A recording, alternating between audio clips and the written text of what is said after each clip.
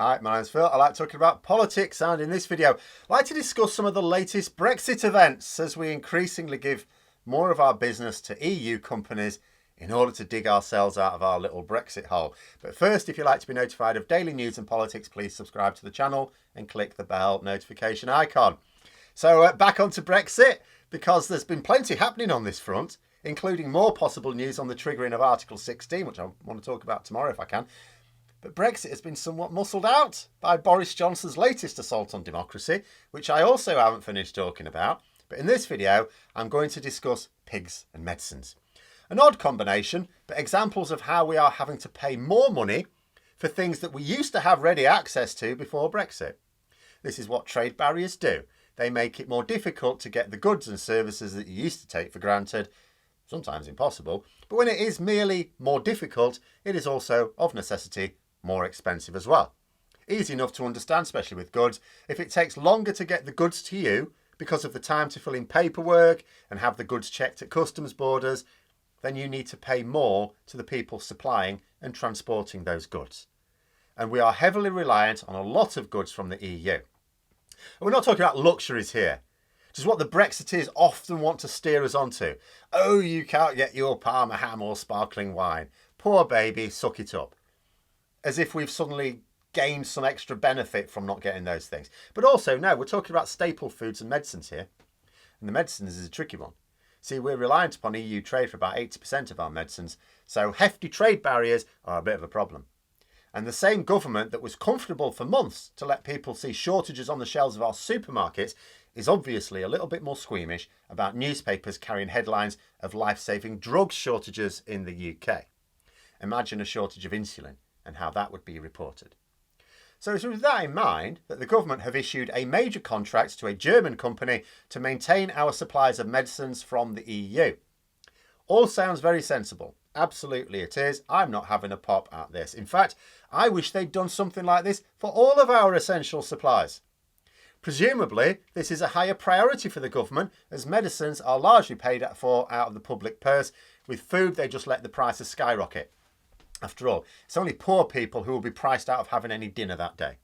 But with medicines, if you just let the costs get out of control, people can't just pay more for them, but the NHS has to cut back. Limited budget, you see. And then the public is all of a sudden told that it can't have the pharmaceutical treatments because we don't have the drugs in the country. The government have just seen, yet again, what a public backlash looks like. I don't think they fancy dealing with these too often.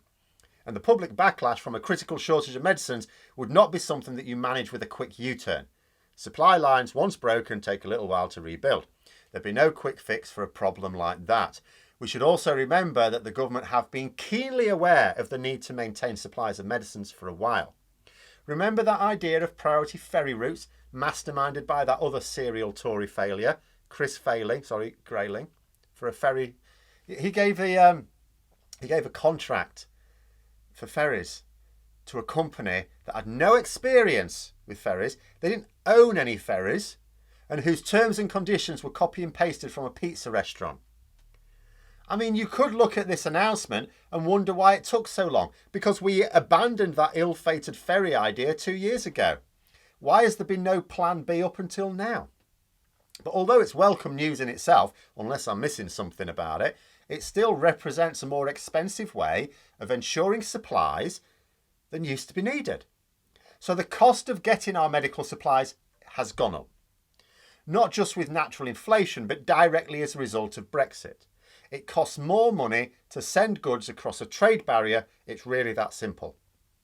And the government don't even get to claim, or at least it's generating jobs. That's usually what they do if they end up blowing a load of money. Well, they're generating jobs out of it.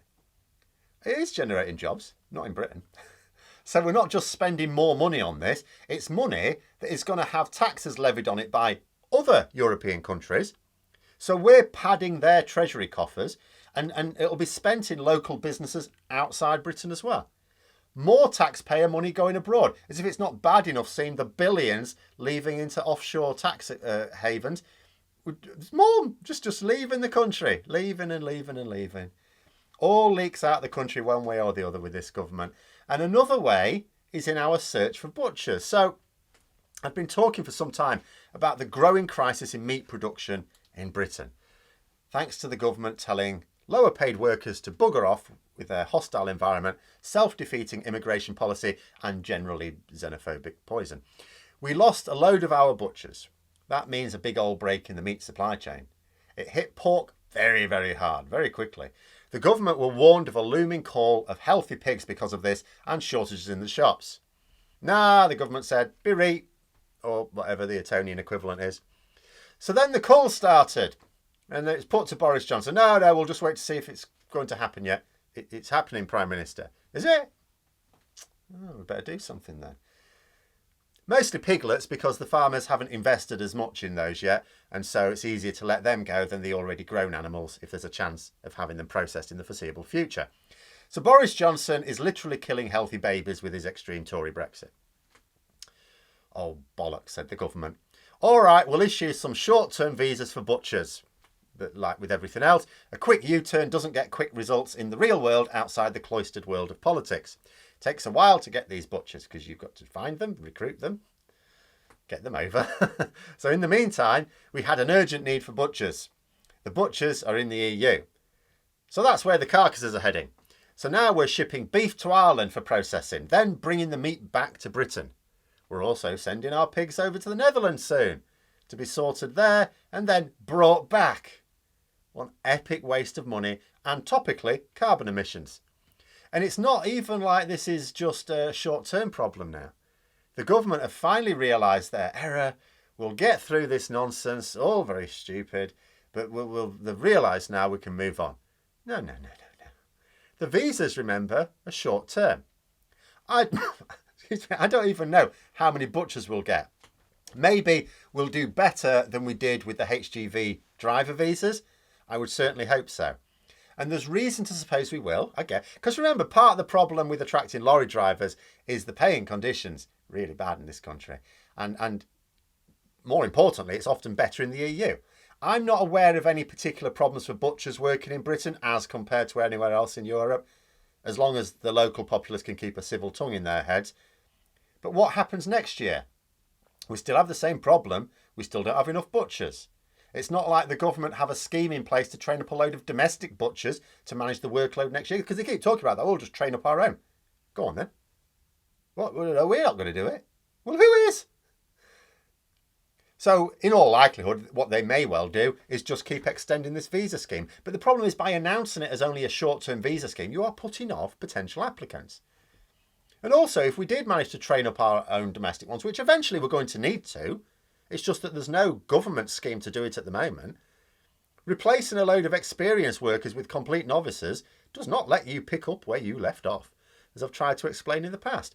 So what the government are really doing here is to encourage a long-term strategy based on transporting the animals to EU countries for processing before being brought back.